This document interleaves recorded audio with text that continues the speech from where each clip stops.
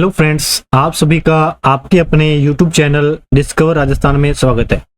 तो देखो, हमने पहली क्लास में सिलेबस का डिस्कशन किया था, तो आपको मैंने हर टॉपिक के बारे में थोड़ा थोड़ा बेसिक नॉलेज दे दिया था। तो आज आपकी पहली क्लास है, तो पहली क्लास में आज आपको मैं बताऊंगा कि साइंस क्या होती है। तो आज आपकी थोड़ी व्यवहारिक ज्ञान की क्लासेस है, तो आपको ये पता होना चाहिए कि साइंस कहाँ से आई है, साइंस कैसे बनी है। तो साइंस के बारे में जो आपकी बेसिक बातें होती हैं वो हम करेंगे। तो इसका आपका मतलब कि ये ज्ञान के लिए क्लास है, एक प्रकार कैसे समझ लो कि आपको ज्ञान दे रहा हूँ मैं, बट इसका आपका एग्जाम से रिलेशन तो नहीं है ज़्यादा खास, बट आपको ये चीज़ें पता होनी चाहिए।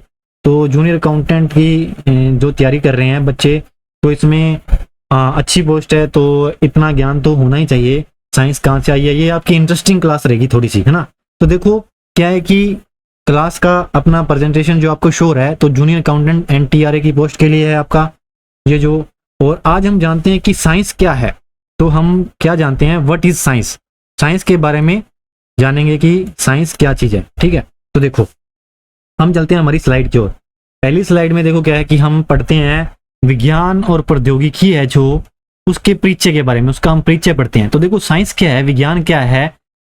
जो साइंस है वो क्या है, किससे बनी है, वो एक वर्ड से बनी है। देखो मैं इसको कलर चेंज कर लूं, ब्लैक कलर से मैं इसका रेड कर लेता हूं ताकि आपको अच्छे से दिखे। देखो साइंस यानी कि विज्ञान है जो वो एक वर्ड से बनी है। तो वो वर्ड कैसा है, लैटिन भाषा का वर्ड है। लैटिन भाषा का वर्ड है जो है साइंटिका, ठीक है। साइंटिका से बनी है, और जो साइंस है, साइंस वर्ड साइंटिका से बना है, और ये लैटिन भाषा का वर्ड है। और इसका मतलब क्या है, साइंटिका का मतलब ये है कि किसी भी चीज के बारे में जानना, टू नो, मतलब किसी के बारे में जानना, उसको क्या बोलते हैं, साइंटिका यानी कि साइंस। अब विज्ञान में क्या होता है, विज्ञान में क्या होता है, किसी वस्तु की चेतना का ज्ञान करते हैं। क्या करते हैं, किसी वस्तु की चेतना का ज्ञान। अब मान लो कि कोई भी वस्तु है, जैसे मान लो कि मेरे पास ये पेन है, ठीक है। मान लो ये पेन है, डब्बा बन गया, वैसे आप मान लो कि ये क्या है, पेन है, ठीक है। तो पेन के बारे में मैं स्टडी कर रहा हूँ कि ये कैसे बना है, क्या करता है, क्या काम करता है, इसके बारे में।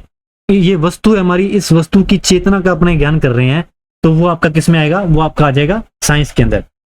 अब देखो एक तो आपकी होती है साइंस। तो साइंस का कॉन्सेप्ट क्या रहता है, साइंस का कॉन्सेप्ट क्या रहता है वो हम पढ़ते हैं। देखो साइंस में क्या होता है, सबसे पहले तो अपने किसी भी वस्तु की चेतना का ज्ञान करते हैं। अपने किसी भी वस्तु की चेतना का ज्ञान है, उसको क्या बोलते हैं, अपने साइंस बोलते हैं। अब हमारे पास सबसे पहले क्या होना चाहिए, कोई ना कोई ऑब्जेक्ट होना चाहिए, यानी कि वस्तु होनी चाहिए। वस्तु की चेतना का ज्ञान है, तो मान लो कि हमारे पास क्या होना चाहिए, कोई ना कोई ऑब्जेक्ट होना चाहिए, कोई ना कोई वस्तु होनी चाहिए। देखो अब हमारे पास क्या आ गई, वस्तु आ गई। अब जैसे ही हमारे पास वस्तु आई, तो हम उसका क्या करेंगे, ऑब्जर्वेशन करेंगे, उस पर अपने प्रेक्षण करेंगे। प्रेक्षण करने के बाद हम उसका क्या करेंगे, एक्सपेरिमेंट करेंगे। एक्सपेरिमेंट करने के बाद हमें क्या मिलेगा, एक परिणाम मिलेगा, यानी कि हमें एक रिजल्ट मिलेगा। अब वो रिजल्ट है, उसको हम क्या करेंगे, उसको हम अप्रूव कराएंगे, यूनिवर्सल अप्रूव कराएंगे। यानी कि वो जैसा मान लो कि हमारा केजी है, ठीक है, केजी है, केजी यानी कि किलोग्राम। किलोग्राम को हम भारत में भी किलोग्राम बोलते हैं, है ना। यदि हम US में जाएंगे तो वहां भी किलोग्राम ही बोलेंगे, यदि हम UK में जाएंगे तो वहां भी किलोग्राम ही बोलेंगे। जहां भी जाएंगे तो एक केजी है जो ये मात्रा है, इसको हम क्या बोलेंगे, केजी ही बोलेंगे, ठीक है। तो अब देखो जो साइंस है, साइंस में क्या होता है, जैसे मान लो कि कोरोना वायरस आया था, तो कोरोना वायरस को लेकर के हम बात करते हैं। कोरोना वायरस हमारी क्या होगी, एक वस्तु होगी। कोरोना हमारी क्या होगी, एक वस्तु ले ली। अब इस पे हमने क्या किया, इस पे हमने सबसे पहले क्या किया, ऑब्जर्वेशन किया, यानी कि इस पे हमने प्रेक्षण किए। प्रेक्षण करने के बाद हमको पता लगा कि ये डरावना है, ये इससे बीमारियां होती है, तो इस पे हमें कुछ एक्सपेरिमेंट करने चाहिए। तो हमने एक्सपेरिमेंट कर लिया। उस पे एक्सपेरिमेंट करने के बाद हमने उसकी कोई दवाई खोज ली, उसका हमें परिणाम मिल गया। ये परिणाम मिला कि हमने ये जो दवाई बनाई है, इससे कोरोना वायरस रुक जाएगा। तो अब जो ये परिणाम मिला है, अब इस परिणाम को क्या करना है, हमने पेटेंट करवाना है। तो जैसे पेटेंट करवाने के बाद यूनिवर्सल हो जाएगा, यानी कि सार्वभौमिक। यानी कि ये जो दवाई है, जो कोरोना वायरस की हमने जो दवाई का परिणाम निकाला है, जो हमने एक साइंटिफिक पूरे तरीके से, जो उसके साइंस के कॉन्सेप्ट के थ्रू चल करके हमने उसका एक रिजल्ट निकाला है, उस रिजल्ट को हमने यूनिवर्सल करवाना है। यूनिवर्सल होने के बाद वो कोरोना वायरस की जो दवाई है वो पूरे यूनिवर्स में ही वही रहेगी, ठीक है। तो ये होती है अपनी साइंस। साइंस जो आपकी है इस प्रकार इस कॉन्सेप्ट पे वर्क करती है। उसके बाद एक होता है आपका स्पिरिचुअलिज्म यानी कि अध्यात्म। अध्यात्म में क्या होता है, इसमें तो हम क्या करते हैं, वस्तु की चेतना का अध्ययन करते हैं। क्या करते हैं, वस्तु की चेतना का अध्ययन। और स्पिरिचुअलिज्म यानी कि अध्यात्म, अध्यात्म आपने देखा होगा फिलोसफर वगैरह ये, वो क्या करते हैं, वो मानव की चेतना पर अध्ययन करते हैं। क्या करते हैं, मानव की चेतना के अंदर, मानव के व्यवहार के बारे में, जो मानव के अंदर मानव की चेतना का अध्ययन करेंगे तो उनको उसके मानव चेतना का अध्ययन करने के लिए उनको क्या करना पड़ेगा, मेडिटेशन करना पड़ेगा, यानी कि योग करना पड़ेगा। योग करने से उसमें क्या होगा, योग करने से उनमें अनुभव आएगा। क्या आएगा, अनुभव आएगा। तो इसमें क्या करते थे, इसमें परीक्षण करने के बाद परीक्षण करते थे, परीक्षण से हमें रिजल्ट मिलता था। अब अनुभव करने पर भी उनको क्या मिलेंगे, कुछ ना कुछ रिजल्ट मिलेंगे, तो परिणाम। अब जो ये परिणाम मिलेंगे ना, ये क्या होंगे, पर्सनल होंगे। अध्यात्म जगत में जो परिणाम मिलता है वो पर्सनल मिलेगा। जैसे मान लो कि मैं क्या हूँ, फिलोसफर हूँ, तो मैंने मानव चेतना के आधार पे कुछ योग किया, योग करने के बाद मेरे को अनुभव मिला, अनुभव मिलने से मैंने एक परिणाम निकाला। अब वो जो परिणाम है वो मेरा व्यक्तिगत है। मैंने बता दिया कि जब ये वस्तु है, जैसे मैंने पेन मतलब कि मानव के मेडिटेशन पे मैंने कुछ किया, ठीक है। अब वो जो मैंने उसके व्यक्तिगत विचारों पे जो परिणाम निकाला है वो तो मेरा व्यू है ना, मेरा पॉइंट ऑफ व्यू है। आपका पॉइंट ऑफ व्यू कुछ हो सकता है, बट आप मेरे पॉइंट ऑफ व्यू को पढ़ सकते हो। पढ़ने के बाद आप मुझसे सहमत हो या ना हो, ये तो अलग बात है ना। भी आप सहमत नहीं होगे, आपका पॉइंट ऑफ व्यू अलग हो सकता है, मेरा पॉइंट ऑफ व्यू अलग है, किसी और का भी अलग होगा। पर ये क्या होगा, ये आपका होगा स्पिरिचुअलिज्म, यानी कि अध्यात्म में आ गई ये बात। अब साइंस में क्या है, साइंस में ये होता है कि जो पॉइंट ऑफ व्यू एक बंदे का नहीं रहता, वो यूनिवर्सल हो जाता है। जो अपने यहाँ पे इंडिया में चलेगी चीज, वही अपनी बाहर यूएस में चलेगी। जो चीज साइंस ने प्रूव कर दी वो हर किसी को माननी पड़ेगी। वो ऐसा है कि वो एकदम यूनिवर्सल हो गया। अब यही साइंस और स्पिरिचुअलिज्म में डिफरेंस है। आशा करता हूँ कि आपको डिफरेंस पता लगा होगा। तो अब हम चलते हैं अपनी नेक्स्ट स्लाइड पे। तो ये जो आपकी थोड़ी डीप नॉलेज है, थोड़ा आप ध्यान में रखना। अब देखो साइंस है, साइंस क्या करती है, किसी भी रहस्य पर विश्वास नहीं करती। साइंस देखो जैसे जादू टोना, इस पे साइंस क्या है, विश्वास नहीं करती है। तो साइंस के अकॉर्डिंग क्या है, साइंस के अकॉर्डिंग क्या है, ये किसी भी रहस्य पर विश्वास नहीं करती। अब साइंस क्या कहती है, कोई भी चीज है उसके दो ही पहलू होंगे, या तो वो चीज क्या होगी, ज्ञात होगी, या फिर क्या होगी, अज्ञात होगी। अब साइंस का कहना है कि कोई भी चीज है वो ज्ञात है, यानी कि उसको हमने क्या कर लिया, जान लिया, ठीक है, जान लिया। अब कोई भी चीज जो अज्ञात है ना, ये हमेशा ही अज्ञात नहीं रहेगी। तो इसको भी हम कभी ना कभी क्या कर लेंगे, कभी ना कभी ज्ञात कर लेंगे, ठीक है। साइंस क्या कहती है कि चीजें दो टाइप की होती है, या तो ज्ञात होगी या अज्ञात होंगी। और जो ज्ञात हैं वो तो हमने उसको नो कर लिया है और उसको यूनिवर्सल हमने बना दिया। उसके बाद जो चीजें अज्ञात है वो हमेशा के लिए अज्ञात नहीं है, वो हमेशा के लिए अज्ञात नहीं है, एक बार उसको अज्ञात में रखा गया है। और जैसे उसको कभी ना कभी ज्ञान कर करके, उस पर एक्सपेरिमेंट करके, उस पर परीक्षण करके उसका रिजल्ट निकाल लिया जाएगा, उसको यूनिवर्सल बना दिया जाएगा। साइंस ये कहती है। बट जो अध्यात्म जगत में जाएं तो जैसे धर्म से रिलेटेड, धर्म क्या कहता है, धर्म कहता है कुछ चीजें ज्ञात है, कुछ चीजें अज्ञात है, और कुछ चीजें अज्ञेय हैं। अज्ञेय ऐसी चीजें होती हैं, ज्ञात तो वो होगी जिनको आपने जान लिया, अज्ञात वो होगी जिसको जाना जा ही नहीं सकता, उसको माना जा सकता है। अज्ञेय कैसे, अज्ञेय चीजें ऐसी है कि जिसको जाना नहीं जा सकता, जिसको जाना नहीं गया, और उसको अनुभव कर सकते हैं हम। अनुभव के आधार पे उसको सही मानते हैं कि ये धर्म में लिखा है तो सही होगा, हमने ये पढ़ लिया तो हम उससे एग्री कर जाते हैं। तो इसीलिए मैं बोलता हूँ कि भाई साइंस को और उसको फिलोसफी को अलग अलग करके समझो। अब देखो एक होती है आपकी टेक्नोलॉजी, साइंस में, साइंस से क्या आ जाती है आगे आपकी टेक्नोलॉजी। अब टेक्नोलॉजी का विकास कैसे हुआ, टेक्नोलॉजी का विकास ऐसे हुआ जैसे मान लो कि साइंस थी पहले, साइंस में क्या हुआ, मनुष्य की आवश्यकताओं को पूरा करने के लिए जो माध्यम बना, वो उस माध्यम को अपने क्या बोलते हैं, टेक्नोलॉजी।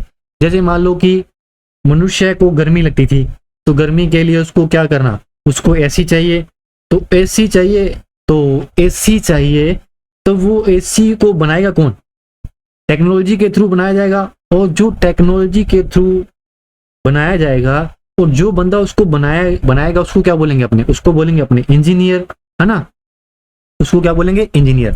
अब देखो जैसे मान लो कि ये साइंस है, साइंस है, साइंस को अपने क्या किया, साइंस को अपने क्या किया, टेक्नोलॉजी में कन्वर्ट कर दिया। टेक्नोलॉजी में कन्वर्ट करना क्या होता है, किसी भी ऐसी वस्तु को बनाना जो मनुष्य की यूज में आ रही है। अब साइंस को टेक्नोलॉजी में जो बंदा परिवर्तन करेगा उसको क्या बोलेंगे, उसको बोलेंगे इंजीनियरिंग। जो ब्रांच परिवर्तन करेगी उसको इंजीनियरिंग, और जो बंदा परिवर्तन करेगा उसको बोलेंगे इंजीनियर। तो इंजीनियरिंग क्या होती है, इंजीनियरिंग होती है विज्ञान की तकनीकी में बदलना, विज्ञान को अपने तकनीकी में बदलना। तो तकनीकी में बदलना, कैसी तकनीकी में बदलना, मनुष्य के लिए उपयोग के उपकरण है उनको बनाना। तो वो क्या होगा, आपका टेक्नोलॉजी हो जाएगा। अब टेक्नोलॉजी का क्या महत्व है, टेक्नोलॉजी का महत्व हम देखते हैं। शिक्षा में तो महत्व है ही है, टेक्नोलॉजी का कैसे महत्व है, देखो अब देखो मैं आपको पढ़ा रहा हूँ, तो आप कहाँ बैठे हो, मैं कहाँ बैठा हूँ, है ना, इतनी दूर दूर से अपना कनेक्शन हो रहा है, आपको ये क्लासेस मिल रही है यूट्यूब के माध्यम से। इसमें सभी में क्या यूज हो रही है, टेक्नोलॉजी यूज हो रही है ना। तो ये आपका तकनीकी का महत्व शिक्षा में भी है, आजकल तो हर किसी में भी तकनीकी का महत्व है। स्वास्थ्य के अंदर तकनीकी का महत्व है। तकनीकी से क्या स्वास्थ्य में क्या महत्व है, जैसे कुछ ऐसे रोग थे जिनको हम जान नहीं सकते थे, तो हमने उसके लिए ऐसी ऐसी मशीन्स क्रिएट कर ली कि वो मशीन्स अपने आप ही बता देती है। जैसे अल्ट्रासाउंड करवाते हैं तो वो मशीन अपने आप बता देती है कि आपके अंदर इतनी एमएम की पथरी है, जो भी है। और संचार में भी हम क्या कर रहे हैं, संचार में भी तकनीकी का क्या महत्व है। जैसे आप इतनी दूर बैठे हो, मैं इतनी दूर बैठा हूँ, तो कॉल के माध्यम से, ठीक है, किसी भी तरीके से हम इंटरेक्ट हो रहे हैं ना। जैसे मान लो कि हम आपको यूट्यूब के थ्रू आपसे इंटरेक्ट हो रहे हैं, तो ये आपका संचार के साधन, इनमें भी टेक्नोलॉजी के माध्यम से ये सब कुछ हो पाया है। और मानव अधिकारों का संरक्षण, और मानव अधिकारों के संरक्षण के लिए हम जो कर रहे हैं, जो नई नई चीजें डिस्कवर कर रहे हैं, तो वो भी उसमें भी तकनीक का बहुत योगदान है। तो ये थी हमारी टेक्नोलॉजी के बारे में।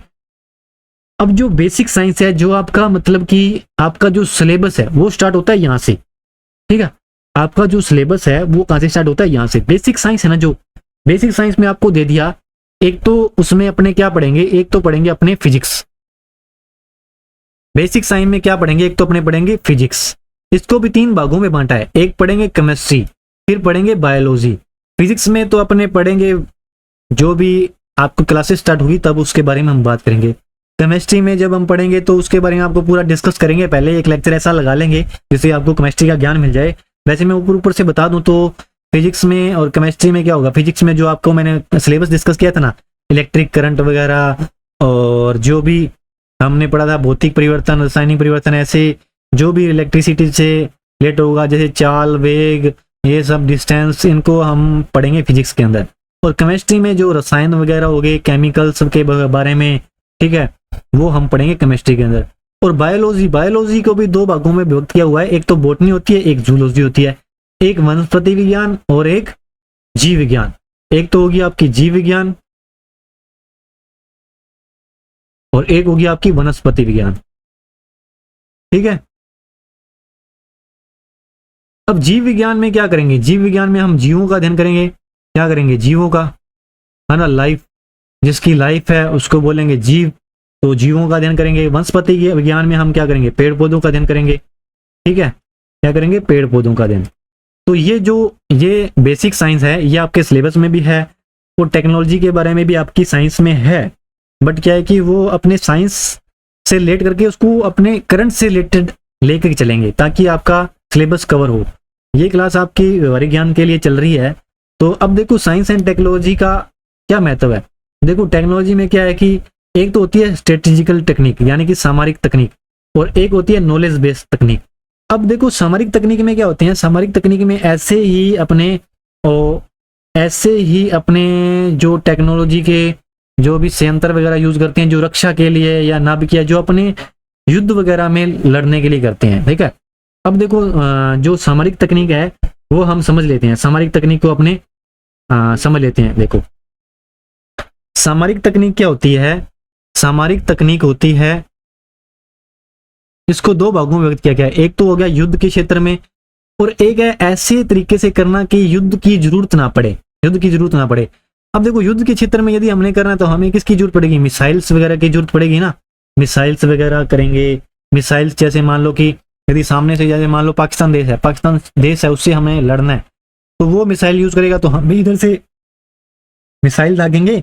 तो ये अपना टेक्नोलॉजी का महत्व है, सामरिक तकनीक इसी को बोलते हैं। उसके बाद युद्ध नहीं करने की जरूरत पड़े तो उसमें क्या होगा, जैसे मान लो कि हमने क्या बना लिया, परमाणु बम बना लिए, क्या बना लिया, परमाणु बम। तो इससे परमाणु बम हम चलाएंगे थोड़ी, इससे क्या करेगा, इससे हम भय पैदा करेंगे, सामने वाले को भय पैदा करेंगे। यदि वो हमारे पे एक्शन लेता है तो हम उसको खत्म कर सकते हैं। तो ये होता है हमारा एक पावर बैलेंस का रूल। क्या होता है, पावर बैलेंस का रूल। तो इसी के अंदर सामरिक तकनीक लेते हैं। सामरिक तकनीक में देखो हमने पढ़ा, क्या पढ़ा कि जो अपनी साइंस एंड टेक्नोलॉजी है इसको दो भागों में बांटा गया है। एक तो सामरिक तकनीक में हम रक्षा तकनीक, जैसे रक्षा के अंदर हमारी मिसाइल वगैरह यूज आती है, नाभिकीय तकनीक जो हम बनाते हैं, जो ये परमाणु बम वगैरह बनाते हैं, अंतरिक्ष तकनीकी जैसे जो स्पेस में जो अपने उपग्रह वगैरह भेज रहे हैं, तो वो आ गई। अब उसके बाद होती है नॉलेज बेस्ड तकनीक। नॉलेज बेस्ड तकनीक में क्या होगी, जैसे नैनो टेक्निक, आज छोटे छोटे से यंत्र आ रहे हैं, जैसे मोबाइल वगैरह, उसमें नैनो टेक्निक यूज हो रही है, छोटे छोटे कैमरा आ रहे हैं, मिनी कैमराज वगैरह। और दूरसंचार में भी नैनो टेक्निक का यूज हो रहा है, आईटी सेक्टर में, कंप्यूटर टेक्नोलॉजी में, इन सभी में क्या है, हमारा जो साइंस है इसका बहुत महत्वपूर्ण योगदान है। अब उसके बाद साइंस की अन्य बढ़ती हुई तकनीकें जैसे एआई, आर्टिफिशियल इंटेलिजेंस, जिसमें आर्टिफिशियल इंटेलिजेंस जैसे स्वचालित कार, उसके बारे में आपने देखा होगा। एलन मस्क तो आप सब जानते ही होंगे, ट्विटर का सीईओ एलन मस्क है, जो उसने क्या किया कि बंदर के दिमाग में चिप फिट कर दिया है। तो देखो उसने क्या किया, आर्टिफिशियल मतलब उसके अंदर चिप फिट कर दिया है, तो वो बंदर भी क्या करता है, वीडियो गेम खेल रहे हैं उसकी लैब में, है ना। तो ये एआई के थ्रू होता है। और जैसे बिग डाटा कलेक्शन के लिए और क्लाउड डाटा कलेक्शन के लिए हम यूज कर रहे हैं, है ना। तो ये सब क्या है कि नई नई टेक्नोलॉजी है। और जैसे मान लो कि बिग डाटा में क्या होता है, जैसे मान लो कि आप इंस्टाग्राम वगैरह चला रहे हो, फेसबुक वगैरह चला रहे हो, इंस्टाग्राम या फेसबुक चला रहे हो, तो उसमें जैसे मान लो कि आपने सर्च किया अमेजन पे सर्च कर लिया कि मुझे क्या परचेज करना है, मुझे शूज परचेज करने हैं, क्या करना है, शूज परचेज करना है। अब ये ऐसी टेक्निक है कि यदि आप शूज को एक बार देख लिया ना, तो उसके बाद ये समझ जाएंगे, इंस्टाग्राम पे आपको वही ऐड दिखाएगा कि ये सजेशन में वही ऐड सजेशन करेगा कि आपने शूज देखा तो आपको बार बार शूज ही दिखाता रहेगा। तो ये सब बिग डाटा है जो आपका क्लाउड के अंदर डाटा को स्टोर कर लेते हैं और उसी प्रकार आपको क्या बताते रहते हैं, सजेशन बताते रहते हैं। क्रिप्टो करेंसी भी आजकल चल पड़ी है, और इंटरनेट ऑफ थिंग्स में, और सब बहुत सारी चीजें इंटरनेट पर हो गई। जैसे अब आप अपने पढ़ रहे हैं तो ये भी इंटरनेट से कनेक्ट है। ये सभी तकनीकें हैं जो साइंस से बनी है। तो साइंस को पता लग गया कि साइंस में क्या होता है, साइंस में ये होता है किसी भी चीज को यूनिवर्सल हम प्रूव कर देते हैं। और उसमें क्या होता है, अध्यात्म में क्या होता है, वो व्यक्तिगत विचार होता है किसी बंदे का। और साइंस से हम कुछ ऐसी चीजें बनाना जो मनुष्य के लिए लाभदायक हैं, उसको अपने किसमें ले आते हैं, टेक्नोलॉजी के अंदर। और टेक्नोलॉजी किससे आती है, इंजीनियरिंग के अंदर। इंजीनियर है जो, और उसको टेक्नोलॉजी को क्रिएट कौन करता है, इंजीनियर क्रिएट करता है। इंजीनियर क्रिएट करेगा, उसके बाद आपको सामरिक के बारे में बता दिया, और नॉलेज बेस्ड आपको टेक्नोलॉजी के बारे में बता दिया, और उभरती और तकनीकों के बारे में बता दिया। ये सब आपका क्या किसमें आता है, साइंस के बारे में। और साइंस के बारे में हमने डीपली जो भी आपको थोड़ा बहुत ज्ञान देना था मैंने वो दे दिया है। और कल से हम अपना जो पहला चैप्टर है वो हम स्टार्ट करेंगे। पहला चैप्टर आपका क्या है, रासायनिक और भौतिक परिवर्तन, और या फिर इंग्लिश में बात करूं फिजिकल एंड केमिकल रिएक्शंस, उसके बारे में हम पढ़ेंगे। फर्स्ट लेक्चर में आपको बिल्कुल बेसिक से लेकर के हाई लेवल तक लेके चलेंगे। आपको पहले समझाया जाएगा, उसके बाद आपके लिए क्वेश्चन लेके आए जाएंगे। आपको क्वेश्चन भी अच्छे से एक एक क्वेश्चन को ऑप्शन से समझाया जाएगा। तो आज की क्लास आपकी यहीं पे समाप्त होती है। आशा करता हूँ कि आपको जो मैंने ज्ञान दिया है अच्छा लगा होगा, और कल से आपका प्रॉपर सिलेबस के थ्रू आपका जो क्लासेज है वो स्टार्ट हो जाएगी। तो आप सभी का हमारे साथ जुड़े रहने के लिए बहुत बहुत धन्यवाद। और कल से आपकी प्रॉपरली क्लासेस स्टार्ट होने वाली है, तो ज़्यादा से ज़्यादा शेयर करें ताकि सभी स्टूडेंट्स के पास हमारी क्लासेज है, जो हमारा कंटेंट है वो पहुंच सके। तो आप सभी का हम बहुत बहुत धन्यवाद करते हैं। Thank you very much.